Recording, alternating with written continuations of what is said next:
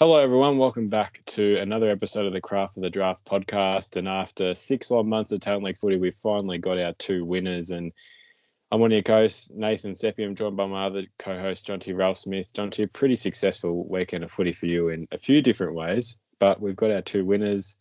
The two winners you didn't predict, and we got a bit of stick for it, actually, some of our predictions in the end. But what did you make of it all? And what did you think of the two winners in the end? Yeah, I think that Sandy were the most classy outfit throughout the season. I think we did see that, particularly in the last few weeks of the season. We've just got so many different players who are able to stand up. Obviously, I sat here this time last week saying that I thought Eastern's role players were going to be able to nullify them. That didn't materialise, and Sandy's class and fitness won out in the end. And yeah, Eastern Rangers versus Oakleigh, it was probably a little bit of a case of the opposite, where Eastern came into the season with the squad that was seen as the most talented, but then it was actually the structure of Oakleigh that won out. So yeah, a couple of really good games of footy, and the weather really put it on as well. So it was good, and the way they were playing, free-flowing games, we were able to see good ball movement. And I thought the weapons of players were really on show. So I think we're going to start with the boys' grand final, aren't we? Yeah, we are. We'll get started with that. And the Dragons, I mean, they won pretty convincingly in the end, 17-10, 112 to 10-9, 69. And a bit of an arm wrestle back and forth early. Eastern were up at quarter time. Sandy used the win pretty well in the second quarter. And that's sort of where they started to get a bit of a gap on. And Eastern couldn't really close it. They were always within 2 or 3 goals. Sandy kicked away. I think it was about, what was it at three-quarter time? About 4 goals. Eastern got it to, I think, 14 points was the closest. And there was, I think, 14 minutes left. And then Sandy kicked 3 in a row. And it was pretty much done and dusted from there. But yeah, big win from Sandy. And it was, I think, it just was really individual talent stood out in the end.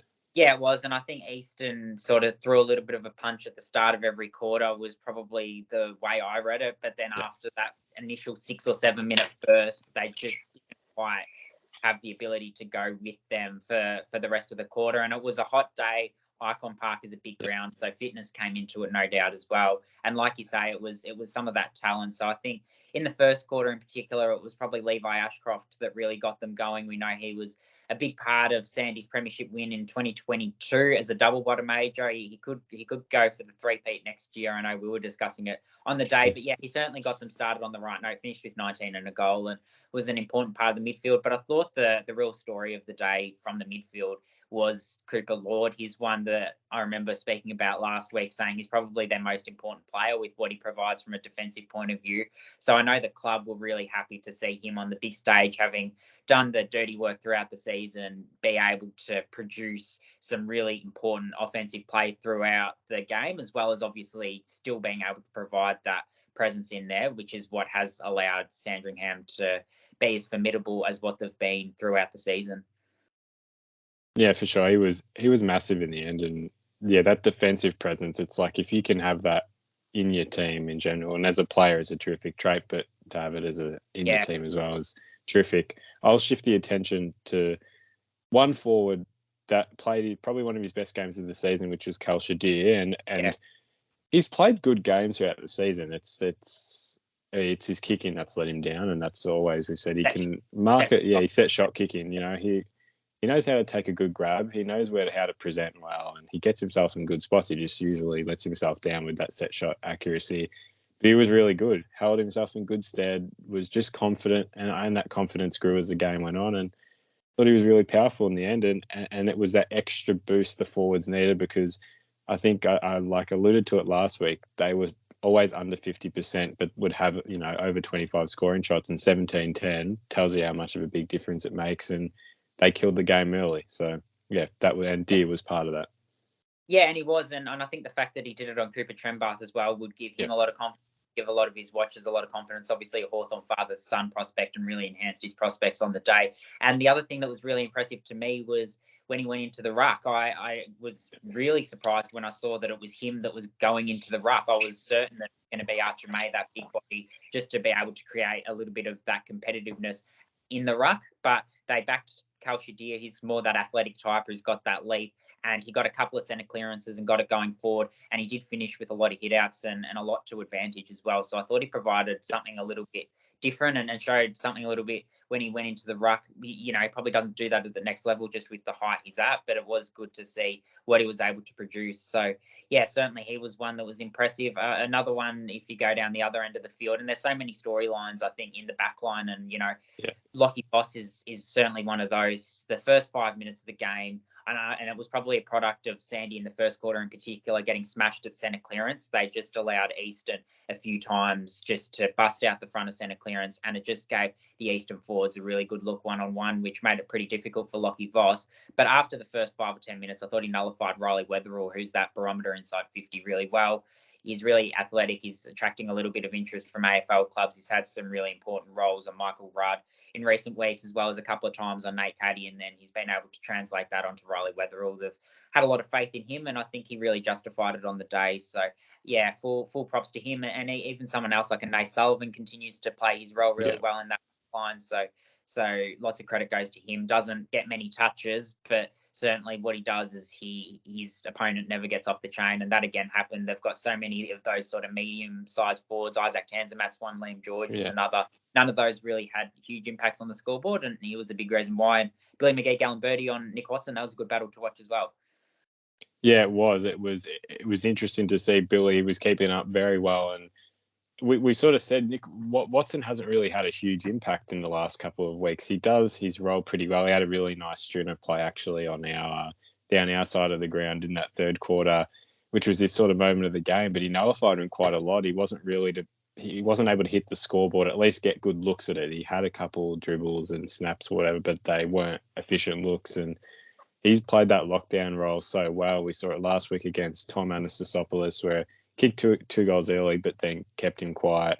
And the week before with Northern, he was his rebounding prowess that was really good. So yeah, I can 100% agree with you. And I want to just quickly go back to Nate Sullivan. When you talked about nullifying like Isaac Tanzimat, he kicked a goal in every one of his games, but two.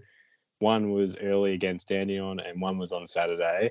To keep someone like him quiet, who is usually the barometer of that team, I think again, a testament to that back line and what they were able to achieve on the day.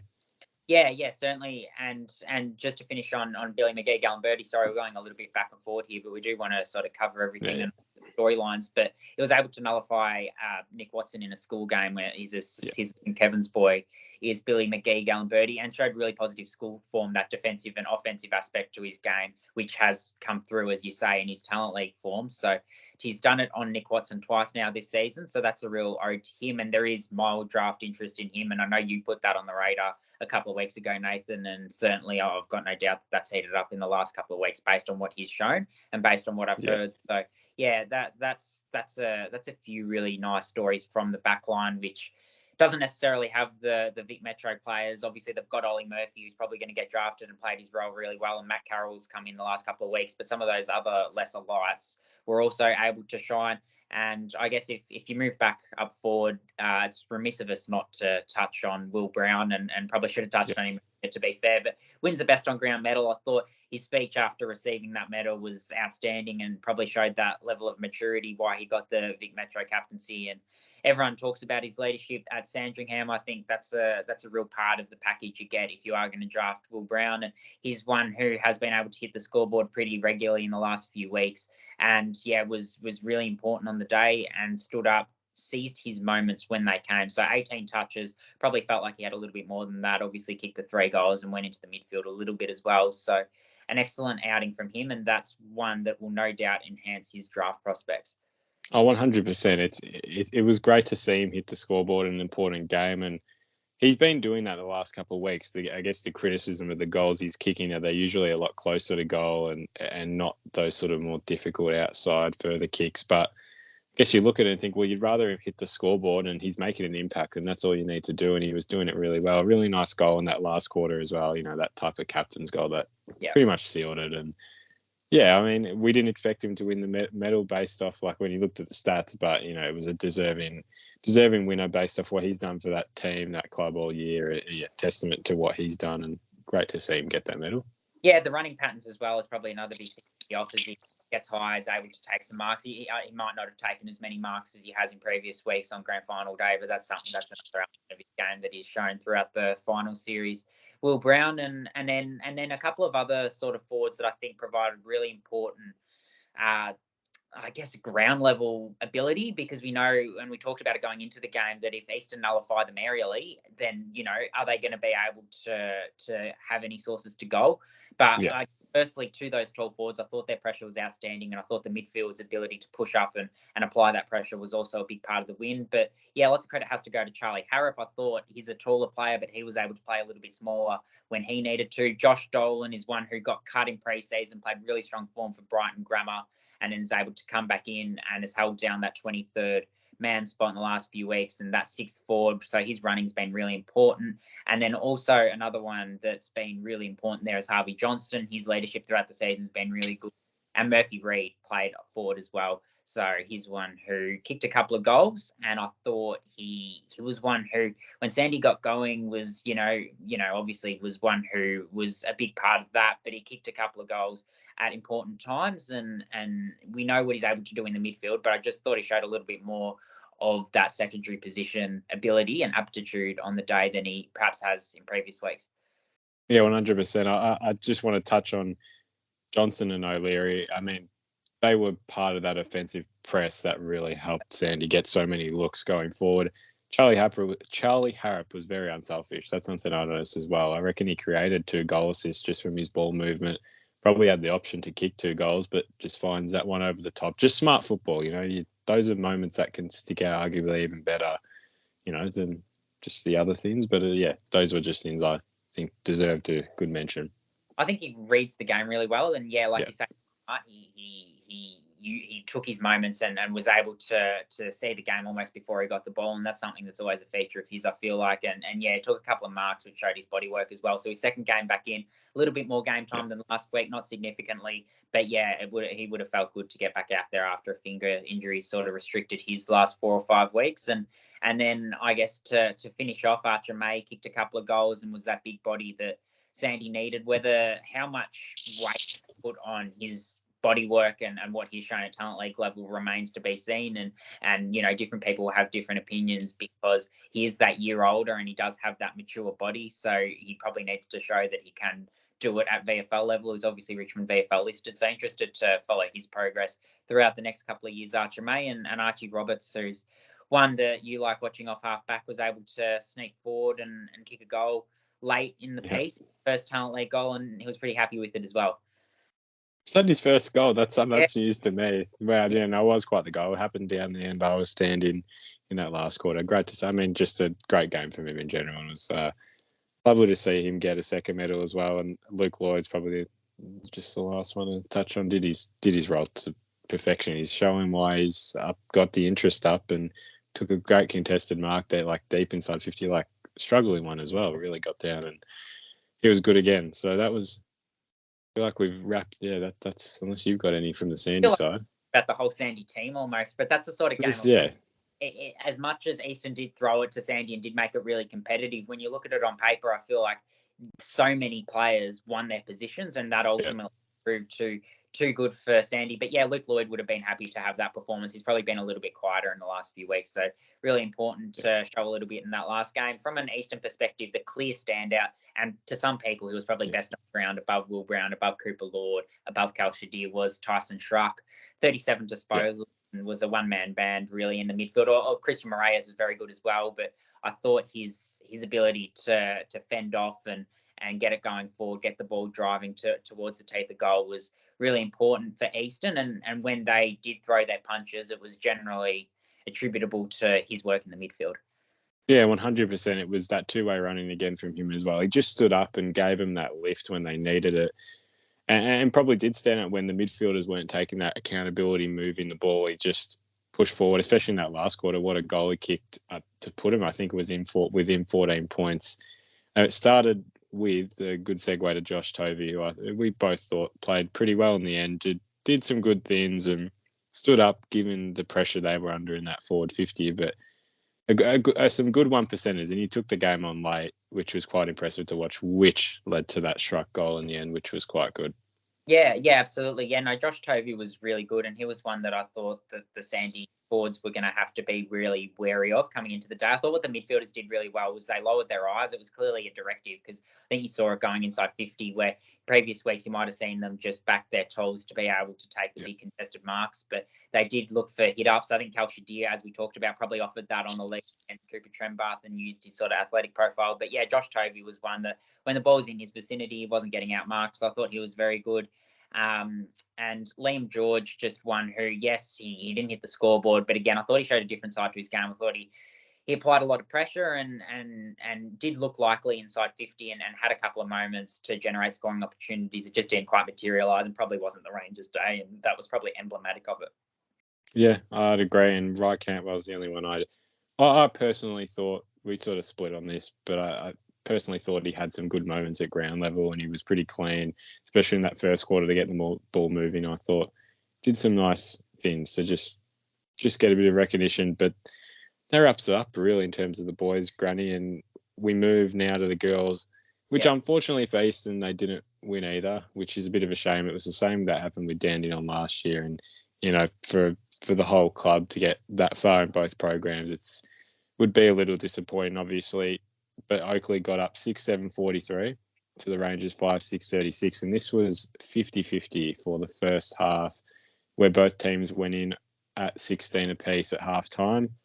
Big third quarter from Oakleigh, and you said at the end of the third that there was a goal they kicked late that pretty much, I mean, it did win it for them in the end, because Eastern, as you would expect, nothing to lose in the last quarter. They kicked 2 in a row, and I think if Oakleigh didn't kick that last goal in the third quarter, they would have gone up Eastern. So it did just give them that 1 goal gap in the end, and Oakleigh kicked a goal late to bridge it to 2 goals, and Eastern kicked 1 on the siren, which left it at 7 points. But I'll start with you. I mean, we'll start with Sienna Telleridi. We have to talk about her first, and I'm glad I picked her as my standout player in the final series, and she did that in this grand final especially. She was terrific off halfback. Just one that executes her role so well. Smart footballer, just a very smart footballer, and she has the addition of having such polished skills on the field with her kicking and her rebounding. Yeah, regular watchers of this podcast would know that I love an intercepting halfback. There's probably no player on the field that I love more, and that's dating back 3 or 4 years now. So quite often I will say to Nathan or to whoever I'm sitting with watching the game, geez, she or he must have taken 7 or 8 or 9 intercept marks. Had such an impact aerially, and then I'll go onto the Talent League app, and they've only actually been credited with 5 or 6 marks, and a couple of them might have been from teammates, but she was credited with 12 marks, so I am pretty confident to say she would have taken about 8 intercept marks, and I think that just speaks to her impact on the game. It's very rare that you see that at any level of footy. Obviously, the AFL maximum, they play longer quarters, is 10 from Darcy Moore and a host of other players, but yeah, no, she was one that her ability to read the ball aerially throughout the season has been really good. It went up another notch on grand final day. And then, yeah, her ability to clear out and make the right decisions coming out of defence, I thought was really important. So, yeah, when Eastern were trying to go forward, it just seemed like they kept kicking it to her. She knew where they were going to go. And yeah, it was a really impressive performance. 32 touches in the back half probably speaks as well to the fact that Eastern perhaps didn't have enough directive going forward at times. And yeah, she was able to mop up from the back really well. So yeah, and I think the other thing from an Oakleigh point of view is their draft prospects played well. Obviously, Sienna Telleridi's a bottom major, but I thought Lara Hausegger had a good game. I thought Amy Karras-Brett showed quite a lot on the wing throughout the day as well, and she's one who's right on the fringe and would have really appreciated having these extra 3 games to show what she can do, and has finished the season on a really high note. And Gemma Rigoni had a few of her runs, the trademark runs that she has every day, every game that she plays. So I think that would have been a real positive from an Oakleigh Chargers coaching point of view, that these players that are looking to get drafted have used these last couple of games in particular to I guess provide themselves a launch pad and show everyone what their weapons are. Oh, 100%. One I want to talk about, Georgia Jackson. One that I put in my grand final preview graphic, if you saw that on the social media, that they needed midfielders to kick goals. That was pretty pretty much the answer for Oakleigh, and it was sort of proven last week as well. When the midfielders kick goals, that's usually when they win, because there is a lot of reliance sometimes on Emma McDonald to kick their goals, and she's a great forward. You would always want to kick to her. And she did her job well in terms of a midfielder who made an impact going forward, provided that press and was good in transition as well to stop Eastern, because Eastern were getting the ball moving. They just sort of lacked that last finishing touch inside 50, because they got their looks for sure. But yeah, I thought Georgia Jackson was quite impressive and just did her role really well in the end. Yeah, you touch on Emma McDonald. I think they've become a little less reliant on her in the back. Yeah. Season, which has been really good from an Oakleigh point of view. But yeah, I thought the battle between herself and Delaney Madigan was a really interesting one to watch. For most of the day, I thought Delaney Madigan managed that really well, and she took some intercept marks herself, and she was able to get it to ground level and take Emma McDonald away from the hot spot, and force her away from the drop of the ball. So I thought it was a really good battle. However, Emma McDonald did have 3 or 4 really important aerial moments in the last quarter when the game was on the line. So yeah, perhaps you look at it and say that over the course of the day, Delaney Madigan won, but Emma McDonald would still be pleased that she was able to have the impact when the game was on the line. 100%. Michaela Lee is one we should talk about, because she is. Look, we haven't mentioned her. I don't know if we've mentioned her this year. And it was the pace. It's the pace that was, that blew us away a little bit. And she's been doing that all year. I guess it's the skill element that may have let her down at times, but she's got that pace. And some of those runs inside forward 50, that ball was moving that quickly. That's what gave them those goal opportunities in the end. And even she was pushing real back sometimes and was moving out of half back with some pace. And yeah, she could have been one of the top 3 on the ground, just with it in terms of impact overall. She created. She was, tactically, she was that piece in the end.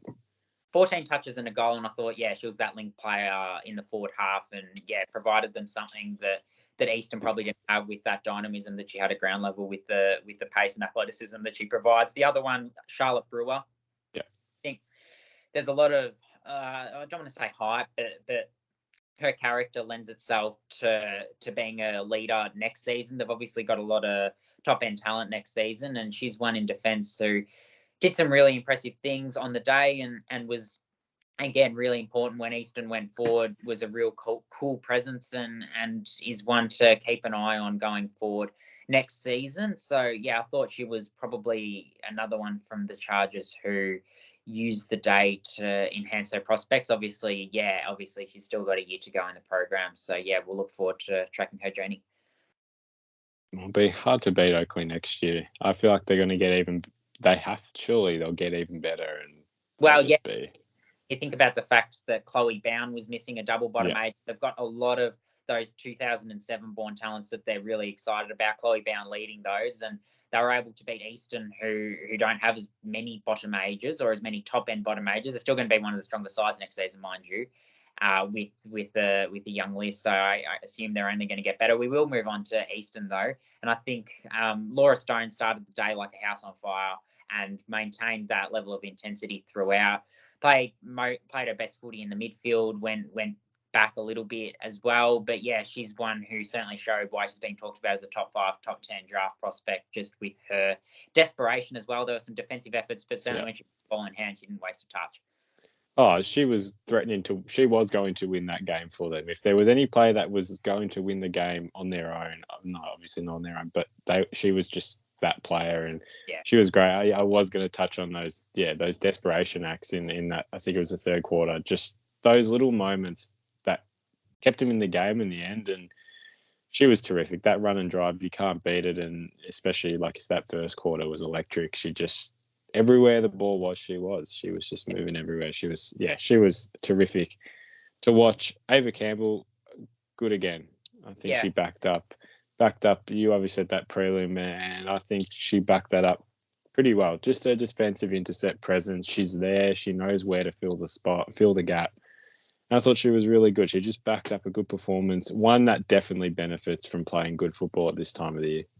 Yeah, I think I back her a lot more now when I see the ball going into Eastern's defensive half and towards her to take the mark. more than I did at the start of the season. I think she's really clean overhead. She's shown that in the last few weeks. So I think, yeah, I've been really impressed with what I've seen from her. She's obviously cool as well. And she and Grace Babber probably both formed a really important defensive duo on the day, and Delaney Madigan, as we've touched on. But Grace Babber is really, really good defensively, and that's probably something that can fly under the radar. It certainly has for me in recent weeks, or it certainly has for me, but then in recent weeks I've really noticed it because she does provide that bounce and bubble coming out and does have that real athleticism, and that's something we're going to see a lot of next year. I think people should get really excited about what she's able to provide. She's really watchable, but she rarely gets goals kicked on her because she is the sort of player that references off her opponent and defends first, and I thought that was really evident on the day. 100%. I mean, that to me, that's not even what sticks out. It's her 1%ers. Like, in terms of defensive efforts, that she might lose a contest, but she'll immediately follow it up and make it a contest. It's just that second effort, the 1%er she does it, I think, stand out. And it was evident all the way back in preseason. Yeah, it was. When she barely had any talent league games. I don't know if she did play a game by that point. That was probably her first. Against Dandenong in preseason. Yeah. Same one, out at Hillside. Yep. Yeah, so she was electric there, and she was good. Pisano is one I think we sort of have to talk about because she kicked 3 goals. She kicked a pretty clutch goal late, in that fourth quarter that I think bridged, put the gap within reach. 2 goals were from free kicks in terms of one was a free kick she had and one was just play on and she kicked a goal. But 3 goals nonetheless in the grand final. You have to acknowledge it. Not many players can do that, and she was the main goal kicker in it, the leading goal kicker. So yeah, you can't go without mentioning her in this conversation. Yeah, and you talk about Oakleigh's structure. I thought the way their defence operated shut her down pretty effectively, yet she still raced through for 3 goals, and she's been doing it all. The amount of opposition coaches you'll speak to who'll say, I was actually really pleased, and I've watched the tape back. The way played on Alicia Pisano was really impressive, and I thought in the draft prospects, she's just a really good player and had 3 good moments and happened to convert. It just seems to happen week after week after week with Alicia Pisano. How do you shut her down? I don't know. And good luck to AFLW coaches in the next 5 or so years. She's one that's going to excite plenty of people. But yeah, that goal in the fourth quarter, she kicked 2 goals in a row in the fourth quarter, one of those from a holding ball free kick, like you said, and then a few minutes later, and just they sort of thought there's no way she can do it as well. Obviously, talk about Laura Stone dragging her team over the line, but you just thought if she gets 2 or 3 looks, this game's going to be over. So yeah, incredible season from her, and she will, she'll have a lot of confidence going forward with her career at senior level. Jess Vukic is an interesting one, had the clear ascendancy in the ruck. Did Eastern completely use it to their advantage? Probably not.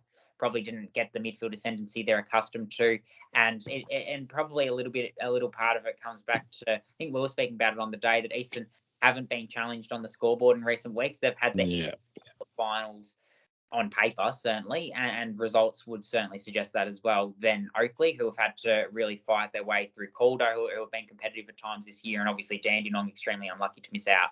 So yeah, perhaps that midfield synergy when they were under pressure just broke down a little bit, but Jess Vukic still did win that ruck battle head to head. Yeah, I would agree, but I also think that in both teams, there was a bit of a scrap at the contest, and I think even if she did have the advantage on the day, which she did, when the ball went to ground, it was very contested. It was just I still think she had a pretty good impact. Just I guess when the ball went to ground, it wasn't. Neither team was really getting any good movement. It was really out of the D50 where the movement started and the ground opened up, which it certainly did, because that's a pretty big ground for the girls. They only played 1 game all year, which was the Rebels and the Suns Academy. So the girls don't play there very often. And then the last one, Hayley McLaughlin, still proved why she's the best winner in the state. I think she's just so classy with her ball movement. She provides very good run and just fun to watch. Knows how to play her role and just one loves playing her role very well and loves her football. And I think she did really well in the end with her ball movement, just involved in those chains moving forward, I think, and that's what helped Eastern get that ball going forward. And I think it just comes down to their polish inside 50. It just wasn't as strong as what Oakleigh's was, but it was a very even contest. Yeah, and not as strong as what else. not as strong as what theirs has been in the last few weeks as well. I remember against Northern, I thought the polish was what separated the teams particularly early, where Northern had opportunities but just didn't quite have the polish. But yeah, on this day it was Eastern that didn't have the polish.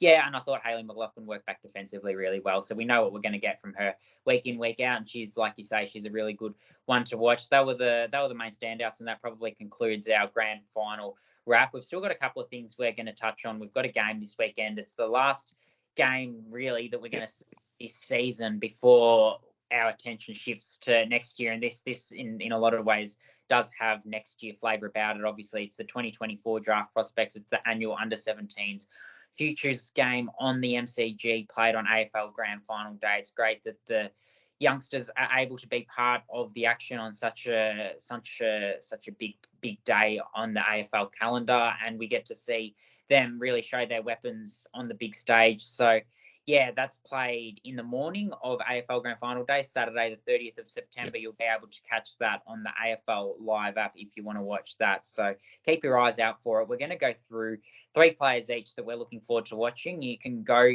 to the AFL website, who will announce in the coming days the teams for that game. The squad of 40 has been announced of players who are going to play. It's just they haven't been broken up into teams yet. But yeah, the teams don't really matter. No one cares about the result on this day. It's all about who's able to show. So we will go through 3 players each, and I'll start with you, Nathan. Who's your first player that you're looking forward to watching? My first player, Sam Lawler, GWV Rebels. Why didn't you know what? Like, I think we saw some very good glimpses at talent league level. As a bottom age, I don't think he really got to show his max potential, which you don't expect yet. I thought the elimination final against Geelong, he was very good moving the ball forward, and he's just rough and tough, loves the footy.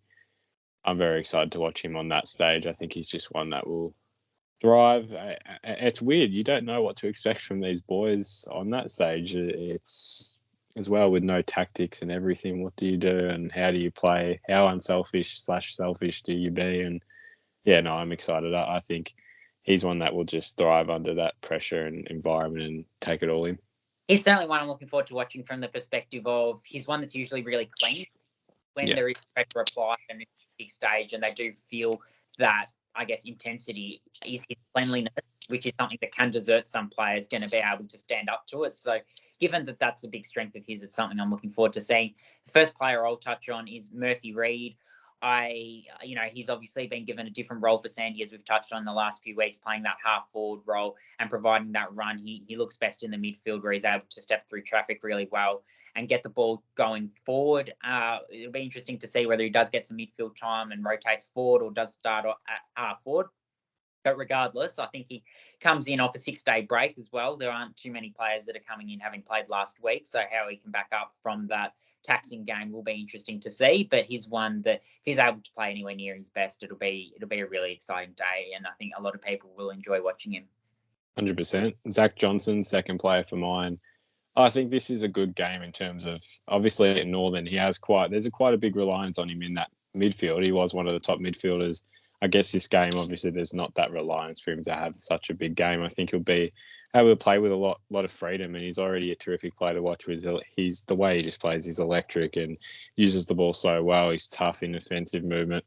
I just think we'll see a looser game from him, and he'll be able to show, a few different elements that probably you don't see at talent league level, just because he does have to play quite a strict role, and he does that so well there. So, yeah, we'll love to see him and see the way he does play.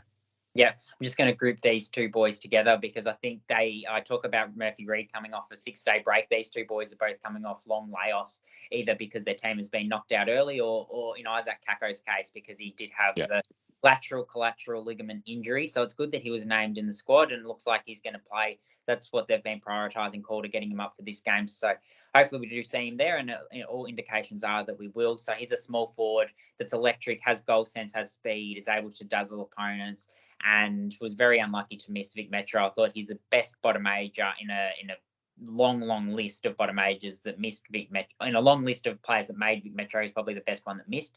So yeah, a small forward who has all the tricks and isn't much taller than Nick Watson, but certainly, belies that with his ability overhead as well. So Yeah, he's one I'm looking forward to watching. And Xavier Lindsay is one who had a hip flexor injury, so was missed the last couple of games of Gippsland season. And obviously Gippsland didn't go deep. But yeah, he's one who made a name for himself as an outside player. He's a good runner as well. And he's one that when he has gone into the midfield, he stood up to the physicality of it. So can he do it at the next level, at essentially Vic Country level? It's equivalent to Vic Country level, really, because he's playing against the best in the country. Goes, and whether he does get midfield time or he does get outside time, it will be interesting to see. Then his Gippsland teammate Ricky Mentho's my last player to watch, and I hope he's selfish. I really hope he's selfish because he's a player that, you know, that exciting to watch. Inside forward 50, when the ball goes to ground, he's just going to pick it up and do something special with it. So, yeah, I hope he's a bit selfish, but obviously he probably won't be. But I think, you know, give him his moment. He could get in the highlight reel very easily. And I see you've added one player, which, yeah, definitely deserves to be added, but doesn't technically has some relevance because they do play in the talent league for all of like 4 weeks. So do talk about him. Yeah, Leonardo Lombard. So he's one who plays for the Gold Coast Academy. He'll go to Gold Coast next season. I can't see them not matching a bid on him if they get the opportunity to do so. He will go high in the draft, though, I think. So that'll be a wait and see. But he's one who played in the VFL Grand Final, the Premiership for Gold Coast, which was played after the Coates League Boys Grand Final, and looks comfortable at the level. Speaking to a few different people who have watched him in the last couple of weeks. He's played 3 games of VFL and plays as a forward and has composure and has polish that matches it at the VFL level. So he's one that I'll be looking forward to watching as well, because his body is also very mature for someone who's 16, actually late in the year. He hasn't even turned 17 yet. And yeah, looks very mature. And we both noticed him as well at that under-17s showcase game out at Avalon Airport Oval about 5 or 6 weeks ago as well. So that wraps up the players we're excited to watch, but we could talk about probably all 40 of them, and we certainly will throughout the course of next season, and keep an eye out for a piece we've got released that does profile a few of these boys and some more that will play in this game, and some others who might have just missed out on this game. That'll come out at some stage in the next few days, so keep an eye on our channels for that. Just one more thing before we go. We had the Morrish Medal last week in the Talent League Team of the Year announced, as well as the girls' Best and Fairest. So the Morrish Medal went to Pat Hughes and Colby McKercher. I think Colby McKercher, a very deserving winner, no one would dispute that. And Pat Hughes has been very consistent for Geelong throughout the Talent League season as well. So that big-bodied mid who really stood up in the preliminary final, I thought was where he really impressed me against Andy with some of the clearances he was able to get. And yeah, has been an important part of that engine room where there has been a bit of a lack of continuity with players going off school footy and also with Vic Country duties as well. So good to see those boys win. From your perspective, anyone you were surprised didn't poll better from a boys' perspective? Oh, I thought Joel Fraser, probably the only one I could say, played some very consistent football, probably had his patches up and down. That probably lost him some votes, but his teammate George Stevens finished third. He was, I think we sort of said he could win it. He was a good possibility, and I'm surprised he actually didn't win it when you look back at that. Every game, I think it was probably start of the season that would have lost him a bit of votes, but yeah, no, that's probably not too many I could say surprised that didn't poll as high from your end. Yeah, and from my end, probably I thought Xavier Lindsay might get a bit more when he went into the field. I thought it was really good. And Christian Moraes, I thought his first 4 games perhaps not as strong, but I thought after that he would poll in a lot of games and probably make up as much ground as I expected him to. From a Team of the Year point of view, you can go and view the Team of the Year on the Coates League app or on the AFL website if you choose to do so. But just 2 players who I thought were unlucky to miss the boys' Team of the Year, we'll get to the girls' Team of the Year in a sec, was Angus Hastie. I thought he had a better year than some of the halfbacks that were named. I really liked watching him. I think he provides really important things aerially for Geelong and obviously provides that rebound and run as well. Another one who showed it in that preliminary final as well. And Caleb Windsor is one. My pet peeve is seeing midfielders named on the wing, and we saw the this year. We did actually get genuine wingers, which was good for a change. But yeah, we had Colby McKercher named on a wing, and he's obviously an inside midfielder. That's his bread and butter. But we didn't actually get the clear standout winger in the competition, who's Caleb Windsor, who is able to kick goals and run defensively and impact games incredibly well, and certainly has done so since the championships. So yeah, a couple I thought were unlucky not to make the team of the year. From a girls' point of view, we move now, and the winner of that medal was a player that probably was unsurprising to both of us, Nathan. Oh, yeah, Sarah Howley. I mean, she's going to win it next year as well. Yeah. Like she shouldn't be winning it this year. Yeah, in theory, but she was nuts. Unbelievable effort for a bottom major. So yeah, she polled as we expected her to poll, and from a girl's point of view, team of the year wise, I thought Ali Simons might have made the ruck rather than Jez Vukic. I've really liked Jez Vukic's season, but I think Ali Simons just provides a bit more at ground level as that extra midfielder, her power. But yeah, she will get a chance and probably be named team of the year. Could almost write it in now if she doesn't get injured next year as that ruck. And Mika Morrissey is one who certainly back end of the year I've probably found out a little bit more about how good she's been and how much they really value her down at Geelong. So I thought she might have made it as well.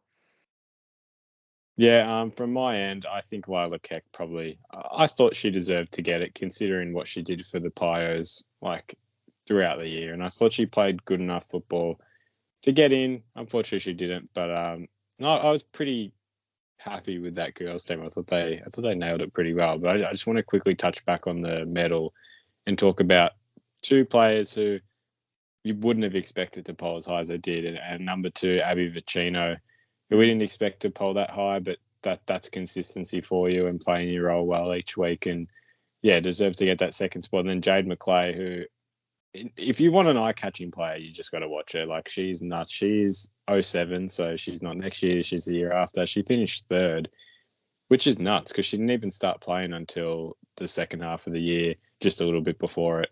So big effort from her and an Ash Centra. Good to see her up there as well. She was terrific for Gippy. Absolutely, and that just about sums us up for this week. So yeah, absolutely outstanding, and congratulations to both the winners of the boys' grand final, the Sandringham Dragons, and the girls' grand final, the Oakleigh Chargers. Commiserations to the Eastern Rangers, and congratulations to their program on such an outstanding season. Yep. Thanks to everyone for what they've provided this season. Has been an outstanding season of Talent League footy, and we'll continue to come at you with podcasts week after week as we do make plenty of phone calls and try and find out what the latest is in the draft world. Obviously, the boys draft in November, the girls in December. So we will review the under-17s game next week and keep an eye on our channels for plenty more content. But for now, that's all we've got time for. So thanks for joining us.